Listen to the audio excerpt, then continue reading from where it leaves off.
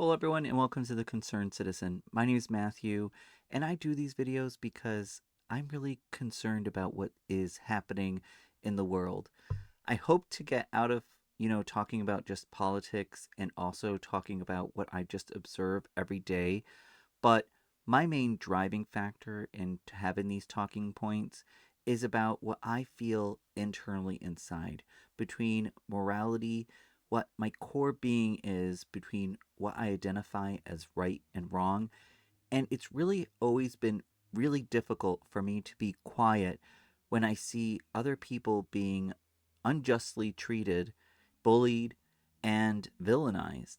And that's my whole reason for doing this. I have recently taken my own due diligence of learning more about civics. So I've gone online, taken some courses, really to understand how the government works more so than I did. Of course, I did go to school and I was taught this, but as a youth, you kind of think that everything's going to be okay, right? You're taught that the world is basically you're going to be protected. And it's not until you become an adult and you go out into the world that you realize that all that stuff that you're taught is actually not true. There's actually cruel people in the world. And I guess I should have known this because, to be honest, I was bullied in school, but I guess I was always hopeful that maybe school doesn't represent what the world is.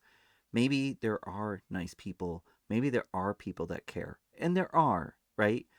But in today's video, I kind of want to discuss some headlines that are going on and my main talking point, which is that it's about time that we admit that Donald Trump, the Republican Party, and its leadership, and I have to say that there's some accountability for the voters and the electorate, right?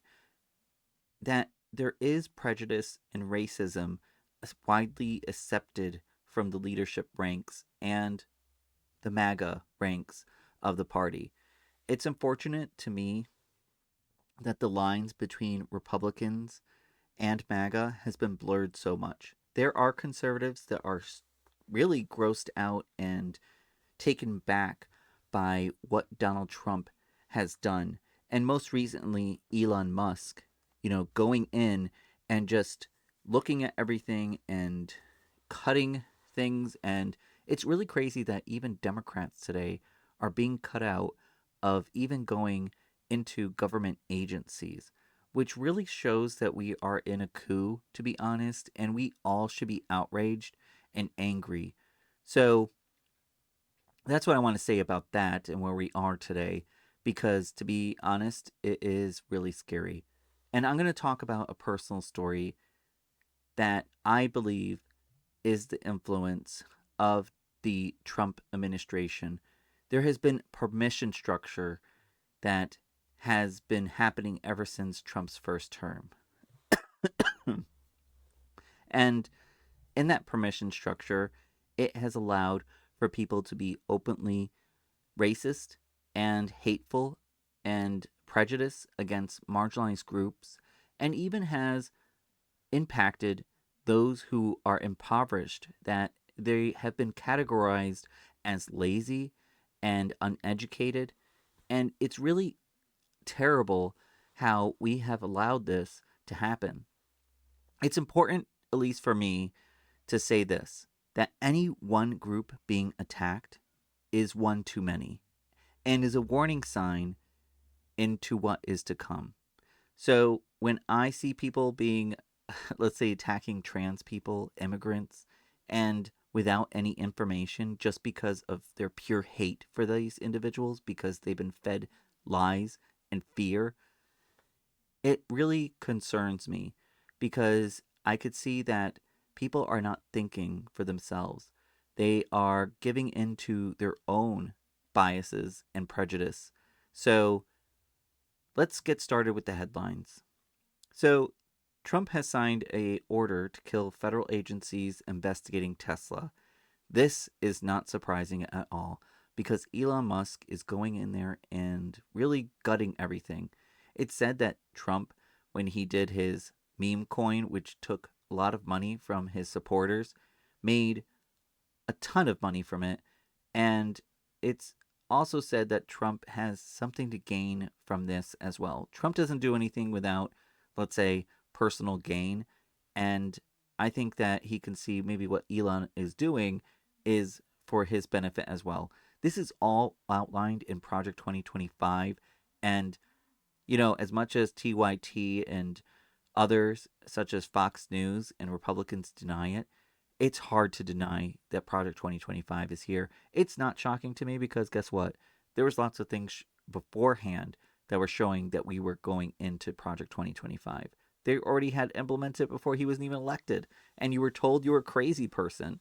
So, to all my people who are anti Trump, who are left leaning, who are conservatives, who are concerned about this country, or independents, whoever you are, in regards to really being concerned about Donald Trump, I just have to say this. We have to be vocal.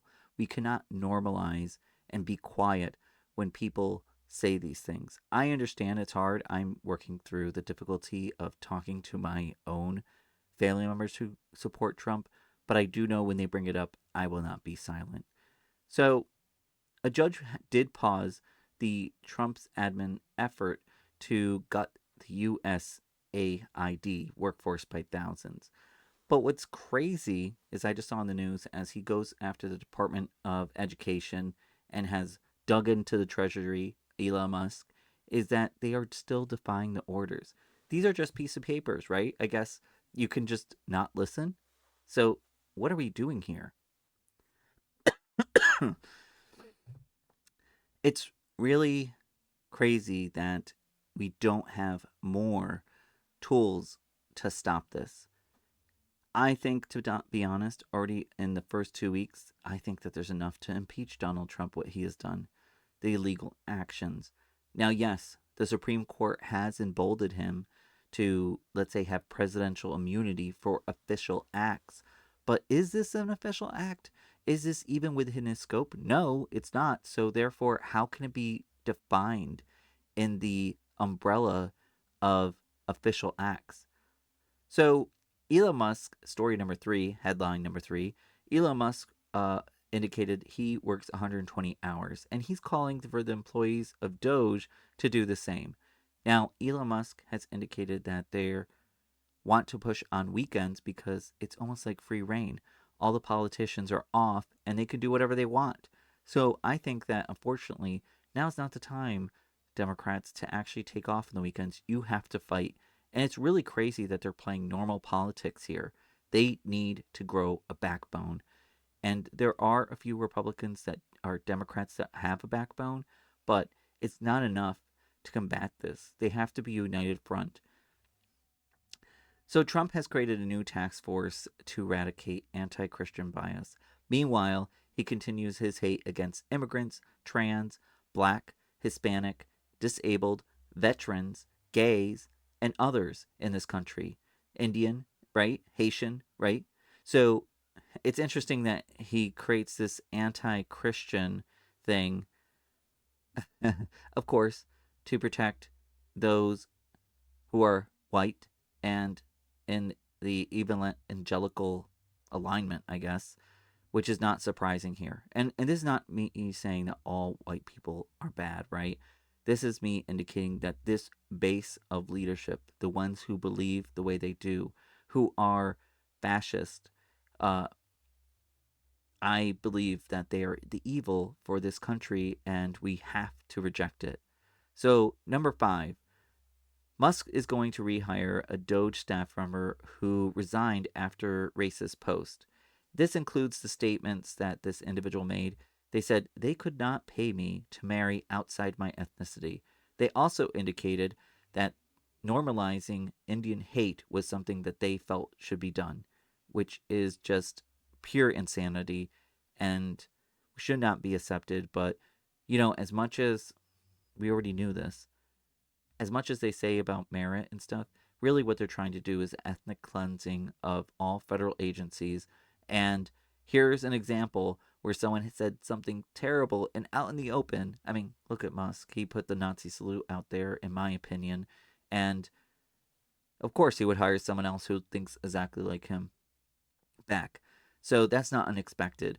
And I mean, JD Vance doubled down, even though he is married to an Indian woman himself and has children who are biracial, and he doesn't care.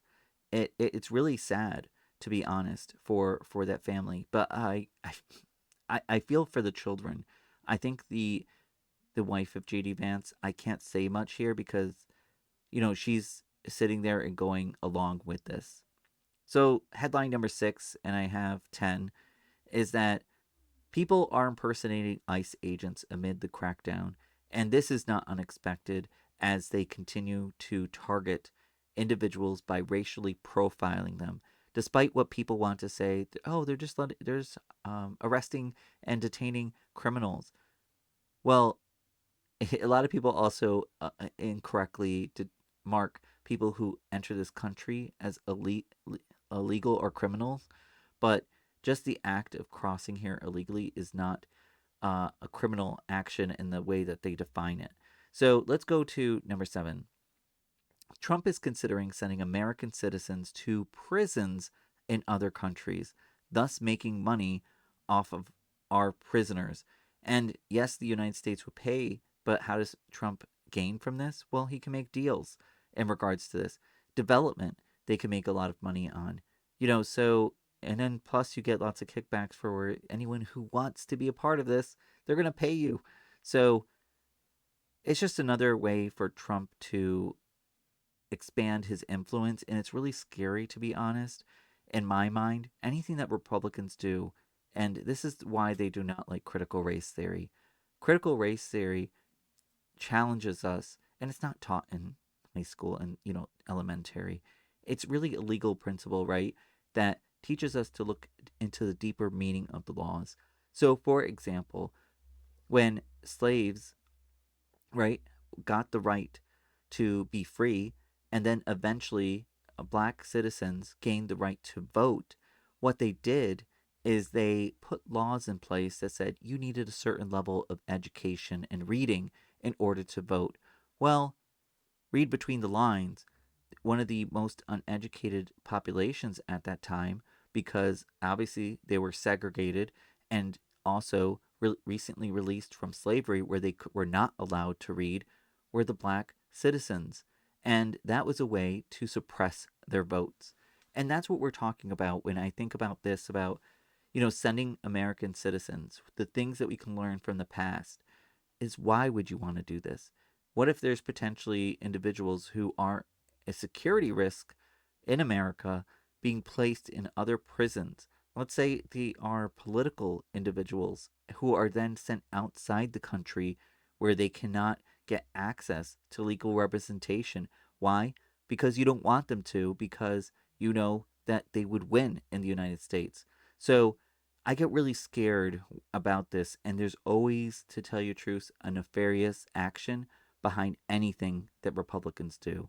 So, when someone tells me, "Oh, you're overreacting," like Cenk Uygur and Anna Kasparian on TYT, I was like, "Well, I have to say, I may not be as educated as you, but I have common sense here, and not in the same realm that Trump says common sense, because he has none, is that anything that is done and is seen in the guise of protecting the American people when it comes to Republican is anything but that." So, yeah, I already knew Project 2025. This is why I'm not shocked, right? Is because I do have the knowledge, I do have the experience in life of being screwed over by politicians, just like we all do. But I am not going to blindly follow any politician, no matter who they are, right? I may vote for them, I may support them, but there's so many people following Donald Trump blindly like he's a god to be worshipped. So, really crazy. So, headline number 8 is not surprising, but as we see people coming out and supporting Trump, I think it's very clear who they're saying who they are, and I am not going to forget. So, hopefully, one day when Trump and all of this history comes to face them, right? Who did you vote for? Who did you support when hopefully there's consequences being faced because the American people have had it with Trump abusing and raping the American system, that we are going to look at all those who he has been supported by and also condemn them in the sense that, guess what? You are going to lose your business. Guess what? You are going to have to face some consequences, just as those who supported the Nazi regime did as well. So Kevin O'Leary basically came out, and I have to say, not surprising at all. And I think I have a picture of the article here. So Kevin O'Leary basically is one of the individuals who's speaking out against companies like Costco and others who are doubling down on their DEI efforts, diversity, equity, inclusion. And Kevin O'Leary is here quoted as saying, "Chop chop, guys, figure this out. You're breaking the law. Get complaint. If you just hire on merit, as we do, you get tremendous diversity." And this actually shows who Kevin O'Leary is, because we know that when the people that he has aligned himself with say, you know what, that plane crash, DEI, just hire based on merit. Yeah, at the same time, you're trying to get RFK Jr. into lead Medicaid and Medicare. Give me a fucking break, because he doesn't even know the difference between the two, and he doesn't even know the limits of his power or the extent of his power. And look at everyone else who's just a loyalist to Trump and actually is just there to have the system and the department that they oversee gutted. So, Kevin O'Leary, when you're saying just hire based on merit, you know what? You can go take that and shove it up your butt, because I know that is not true. you know, it's like, look at all the examples. Do not come to me when you're supporting a man who is hiring based on just who is loyal to him. No education, no experience in this area. And even without education, the experience, right? Someone who actually is willing to listen to experts. RFK Jr. has no desire to listen to any experts at all. He's, in fact, known for going through conspiracy theory to another. And so, yeah, Kevin O'Leary, you've now shown me I've really never paid attention to you at all. I knew you were on Shark Tank, which is a show I haven't watched, but yeah, now I know who you are, and you now leave a very sour taste in my mouth. And you're part of the prejudice party of MAGA and the new Republicans, along with Trump. So, yeah, here we are. So, let me go into the next headline and story. And this is going to kind of, it, well, we already know that Trump is going after trans individuals, right? Banning them from the military. And this has had consequences. And I think it's important that we take a moment to reflect and recognize and mourn the loss of, in Syracuse, New York, which recently happened on January 31st, where a VA patient, most likely a veteran, had committed suicide by jumping off a parking garage in Syracuse, New York, and had the trans flag wrapped around them. You know, one of the groups that also knows the hate of the Republican Party and MAGA and the false fear that has been set around them, and those who are naive enough to believe it without actually getting to know a trans person. This is the results of that. When you target them based on the bathroom that they're using because it identifies with their gender identity, and to tell you the truth, I don't even like using a bathroom with other men, and I'm gay. Okay, so a lot of people go, there's gay people who are just like trying to be like rapists and stuff. I would prefer a private bathroom, to be honest, but there's not many of them. Like, you don't want to be sitting next to your coworker and then tooting and then like blowing one, and then all of a sudden you get out and you're like, "Hey Matthew, how's your day?" I'm like, ugh, you just, or me going, "Hey John, how you doing?" And I was like, I just witnessed you like farting. I try to avoid going number two in the in the workplace. Probably not good for your health, but I'm giving a little too much TMI with bathrooms. But it's really crazy to tell you the truth. I don't even care if a trans person uses the bathroom with me. And people are going to go, hey, you're gay. Of course you don't care. Well, guess what? There are gay people who are prejudiced and they don't care and they think that gay people are crazy because we're afraid about losing our rights and what's going to happen. But everyone falls into specific tribes and it's all based on your hierarchy. So for me, these gay individuals who support Trump, I'm like, you're kind of making your point, and everyone thinks that you're making a good point, but you're really just a MAGA first. Sorry, you don't care about gay people. So, and you don't think about anybody other than yourself. So, yeah, try, talking to me some other time. Actually, don't even talk to me at all because when you stop caring just about yourself, then we can have a conversation. So, obviously with Trump going after, you know, gender affirming care and banning trans individuals from serving in the military, that's going to have an effect. And especially for those recovering from traumatic experiences that they have had PTSD from the wars and other kind of deployments that they had. And this is how we treat them, our veterans. You know, some people are going to go, oh, trans veterans. Well, just let's put that out of this. This is how we treat our fellow human beings, our fellow Americans in this country, that we villainize them. And then when after they serve the country, we continue to beat them up and tell them that their service and try to erase them and take the LGBT, the T out of the LGBT out and all of these legal documents and these documents for the government to really erase them. Well, this is the impact that you have.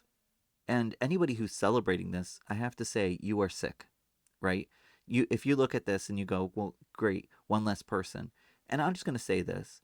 I am friends, Facebook friends. So Facebook friends, real friends, right? But I am friends with somebody on Facebook and they support Donald Trump. And you're like, well, Matthew, why are you still friends with them? Well, it's interesting and important to know what the other side is saying. And they are gay. And they fall into the same kind of lie and just uh, the oh my gosh, the fake news of that trans people have been throwing their lifestyle in your face for the past 4 years under Biden. And I was like, they're just trying to live their life just like everybody else. They do not want to be a political pawn, but they are fighting to have equal rights in this country, and you give two shits about them. And that says more about you than them, to be honest. I see the evil, I have to put up, actually, for the last 4 years of Trump, and even before that, putting up with your racism and your bigotry and prejudice against other people. So, I had to put up with that. So, them just living their life bothers you. So, you thinking that like these people are snowflakes, you are the snowflake. You are the sensitive one.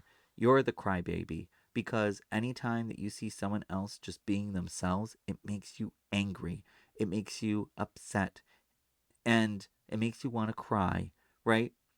So that has more to do about you. Just because you're angry doesn't mean that you're not sensitive. Your reaction, immediate reaction to trans people, shows how sensitive you are. So let's go into the last story because it leads into my discussion with prejudice that has recently gone about in this country. So we've seen where people have been wrongly targeted by ICE, and to tell you the truth, it actually falls in line with what you would expect because they don't want anyone who's non-white to be here, um, and falls and also they don't want poor people to be here, to be honest, right? Eventually, you're a means to an end. They're going to turn on you if you do support Trump, and and if you fall into these categories. So a Puerto Rican family was hauled into a detention center because they were speaking Spanish, is what I read by Occupy Democracy. And this is not surprising because we had a Puerto Rican vet arrested. And I'll just put that headline here. You know, so we know how they are. And it's not surprising. So when they use terminology like DI and woke, I knew what they meant a long time ago. It's basically their new N word, their new S word, their new F word for gay people, right? It is basically their one word to villainize all. And Republicans have normalized hate. They've given confidence to people to be open with their hate. I grew up in upstate New York, and I did another video about this, but I'll just quickly give a synopsis. When Trump was elected in his first term, the KKK was passing out flyers locally against black people and also homosexuals. That, to me, was not surprising because I had experienced the dual side of my community that I grew up in. There was very kind people. There were people that gave you hope about the future, but there were people who were hateful. I was called FAG. I was in high school almost run over by this individual who drove back 5 times just because they thought I was gay, which I am, right? So I experienced lots of hate. My boyfriend and I were very concerned about us being assaulted. And we knew if we fought back or said something when they called us FAG, that it would have resulted in us being beaten up. So that's what I grew up in the neighborhood. And those are the bad examples. I had plenty of good, times as well. But it doesn't negate the fact that I knew hate was there. So cut to 2025, and then you have in the same community people receiving letters in the mail about that they're rapists, that they're pedophiles, and one woman was even accused because and stated that she had molested children. Now, all of them were targeted in the letters indicating because they were Democrats. And the mayor indicated and said, this is not like our community. This is the first time this has happened. And I was like, bullshit. Like, I live in your community. And you also had in 2017 the incident with the KKK. So, we need to face the facts in this country and our communities that racism and prejudice does exist. In fact, what has happened now is that you can't even talk about black history. You can't talk about slavery because it makes people feel bad. Who are the snowflakes, right? You don't want to be called out on your racism, but you want to use terms like DEI and woke to attack people when these programs are meant to diversify and create inclusion, right? So when you see a gay person or a black person in a movie and you go, hey, that's woke, and I go to you and I say, you're racist. And they go, I'm not racist. I don't like that movie because it's woke. I said, because there's a black person in it, and they're silent. This is how terrible it has become. We have entered an environment where people can't stand to see other people, other than people who look like them, be successful. So you saw really Elon Musk celebrate that he ended a ton of DEI contracts, saving about $1 billion, right? And I even saw people on Facebook, the same gay person who's a MAGA supporter, saying, oh my God, look at all this. Yes, Trump is winning. And I'm like, okay, let's take a step back. A lot of people are going to go, DEI contracts. So these are contracts specifically for DEI. No. Okay? These are contracts that have diversity, equity, and inclusion included them, and they want to get rid of them specifically because they have minorities, which include disabled people, veterans, Indians, Hispanics, blacks, trans, right? Uh, Gay people. So the fact that they can employ and that they're being open to the evil words by the Republican, such as inclusivity, right? Equity, diversity, empathy. These are words that they hate. So these are words that we were taught as kids that were good things.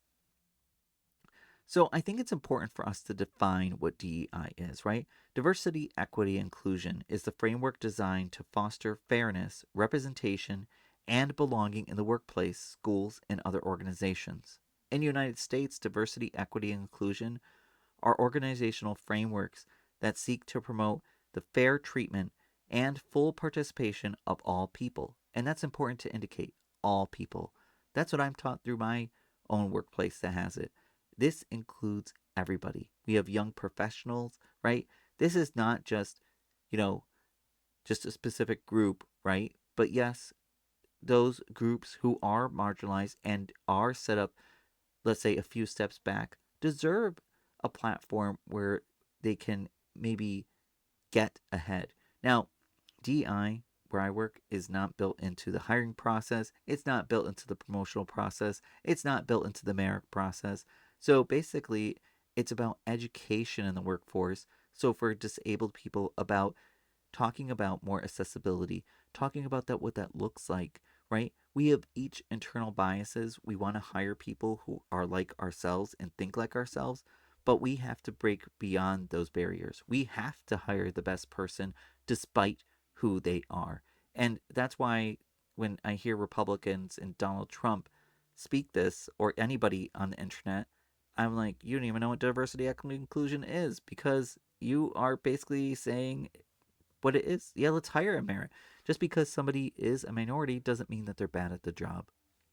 So, uh, so, so when I read this here, it says full participation of all people, particularly groups who have historically been underrepresented or subject to discrimination based on their identity or disability.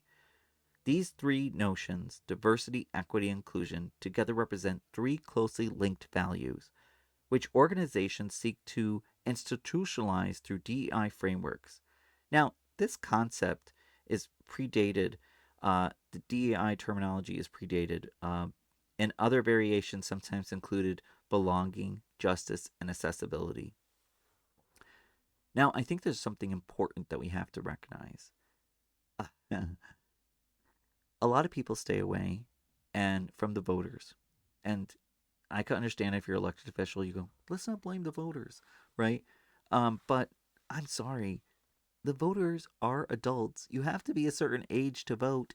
And there's a thing that I would like to call accountability.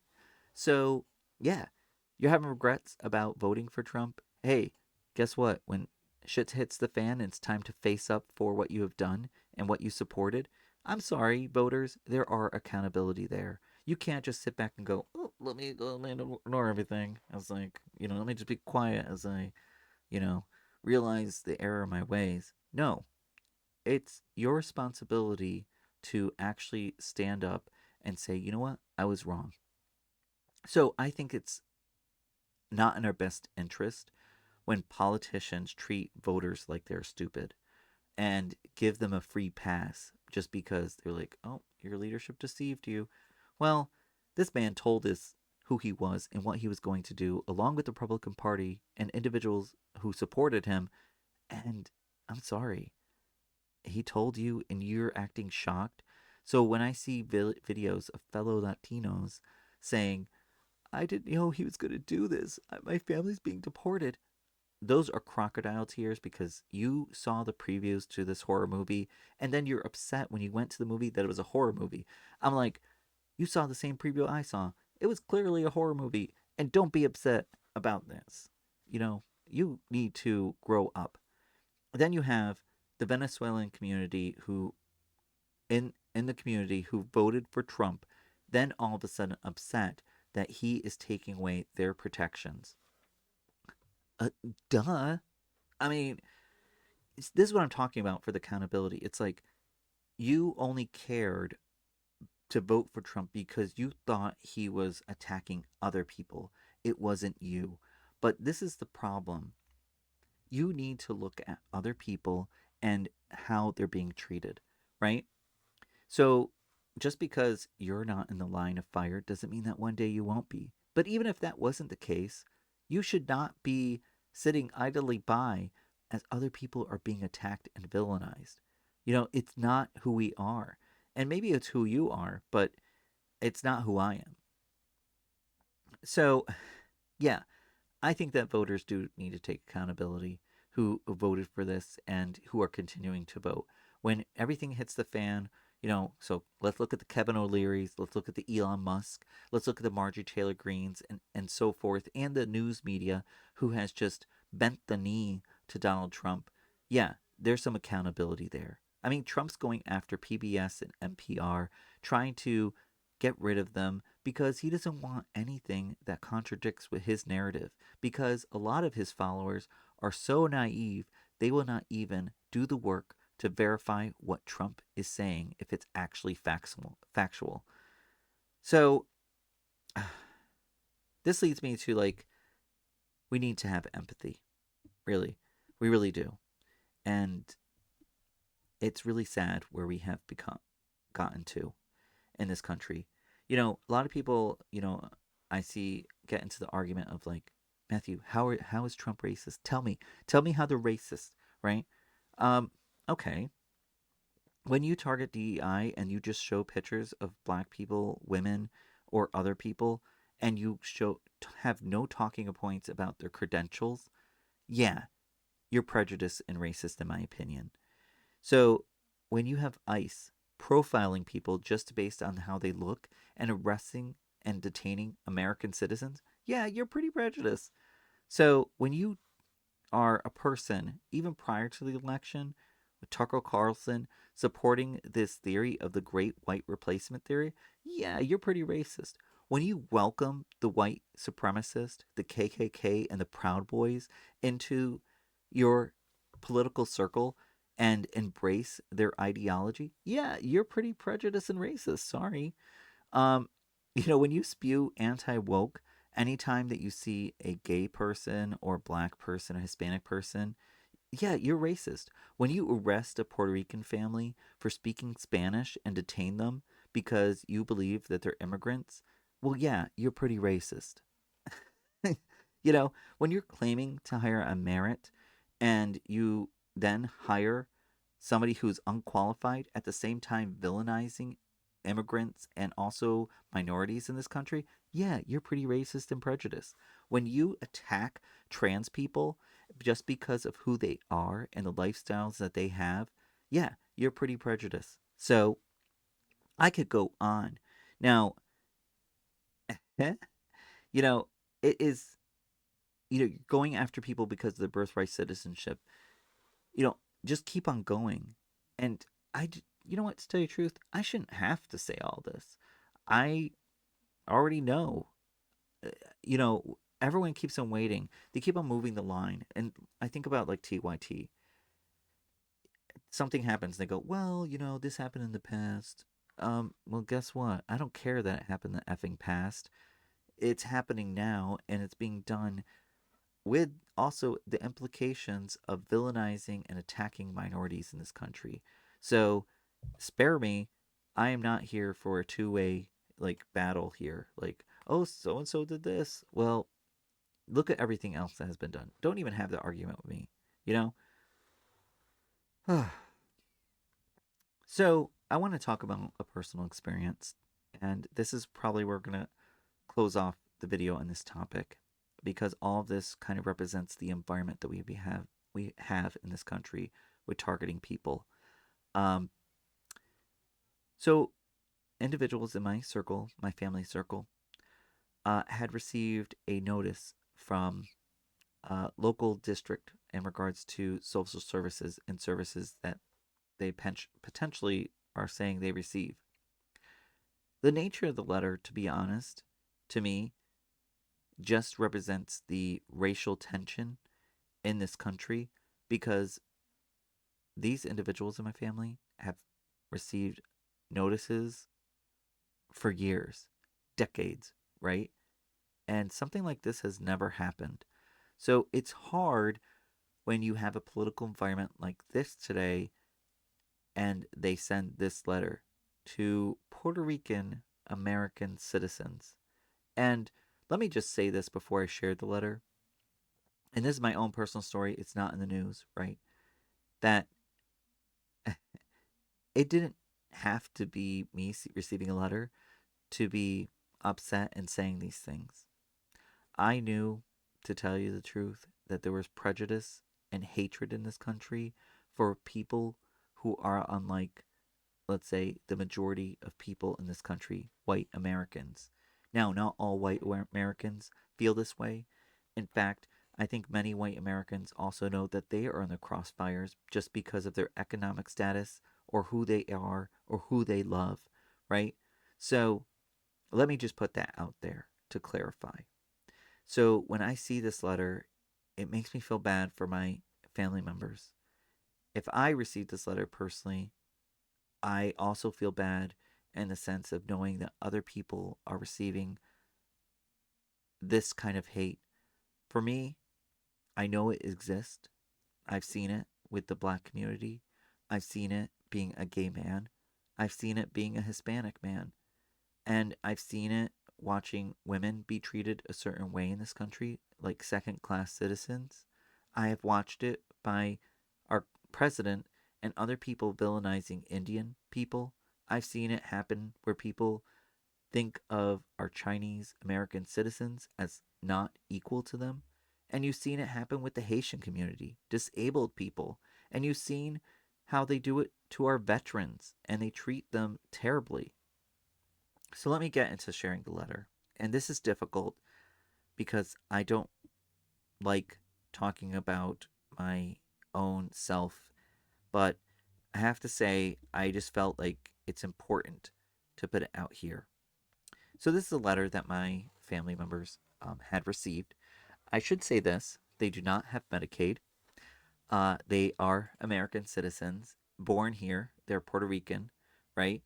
So it says, we will discontinue your Medicaid slash refugee medical assistance effective March 1st. Later in the letter, it says, if you return the completed form within 10 days of this notice, we will decide if you still can get Medicaid slash refugee medical assistance. Now, someone said to me when I first told them, they were like, I find this kind of funny because, um, just situation funny. Then I went to somebody who else is Hispanic and they said, I find this infuriating and just to tell you the truth, it represents the time and I don't think this was a coincidence. And that's how I feel, to be honest. So, again, they don't have Medicaid, right? They're not a refugee. So, how does a letter like this happen? If it was a mistake, right? Which I think maybe it was not. I don't know definitively, but it's a coincidence that is too much to ignore in this political environment. And so shortly after Donald Trump was elected, that they received this letter. So this is where we are in this country. They don't care if you're an American citizen, to be honest. So watching immigrants be deported from this country who are running away from terrible situations, you know, they've had their children potentially killed, trying to save the remaining what's left of their family. They're running away from the drug cartel who's maybe murdered their spouse. There's so many stories. And let me just say this: we could have easily and could be one day in the same situation where we're begging for asylum or assistance because we are afraid for our lives. And this is what we're doing to other people. This really says a lot about us. Uh, I'm really disappointed. I get so angry when I see people being treated the way they are. When I saw this letter, the first thing I thought about, of course, was my family. But the second thing I thought about was the black Americans who have experienced this as part of their everyday life, the trans people who have continuously been villainized, my fellow gay Americans who've been through a lot, and especially the older generation who knew what it was like firsthand to be afraid to be out and open. And to be honest, I grew up in a community where I felt afraid to be out and open. I remember one time trying to come out to my friend, and she kind of gave this, well, she didn't kind of, she basically said, uh, you better not be telling me you're gay because that's disgusting. So I retracted and I didn't. So let me leave you with this. I believe that there is hope because there are people speaking out. You are not alone in thinking that what is happening is crazy. We need strong elected officials. We need to secure our voting rights. We've seen Republicans really take away the voting rights for many black Americans in this country. And you're like, well, Matthew, how they're doing that, suspiciously, right? If you're a MAGA Trump supporter. Well, again, critical race theory teaches us the techniques that these politicians use. For the black community and even some Hispanic communities, they take away the voting boxes in their community, reducing them to basically one or two, right? And saying, look, they can vote. And everyone else goes, well, they do have the right to vote. Well, and you look at the another community where it's heavily Republican and white, and they have substantially more voting boxes. They'll close a voting office in a community where they make it for them to be able to have to drive outside the community. They'll have voting locations closed on Sunday, which is probably the only day where individuals can vote because they work and they know that fact. It's time that we pay attention. Even the innocent thing of I've seen people go into this. They're like, everyone should just be able to show their identity and proof of citizenship when they vote. That's just common sense. Well, we shouldn't be making voting harder. And I'm not sure if you know this, but when you go to vote, you have to sign and they look at your signature if it's right. There's been so many votes purged that were black votes or pro Democrat and younger voters and older voters because of the signature and how the Republicans have skewed things. Your middle name doesn't match. Well, I shouldn't say doesn't match in the sense of you wrote your middle initial. Actually, in your signature, you write out your full middle name, or hey, you left off your middle initial and you just wrote your first and last name. So these are the crazy things that they're doing. And we need to stand up to this. We have to call it out. Don't just sit there quiet. I know that there's somebody in my life who supports Trump so much. And I'm going to run into the situation where they're just going to say stupid shit and I'm going to have to not be quiet. I'm sorry. They're happy right now. They're over the moon. They were going to leave the country if Kamala Harris was elected and they're just celebrating. Um and here we are. So, let's not give up hope.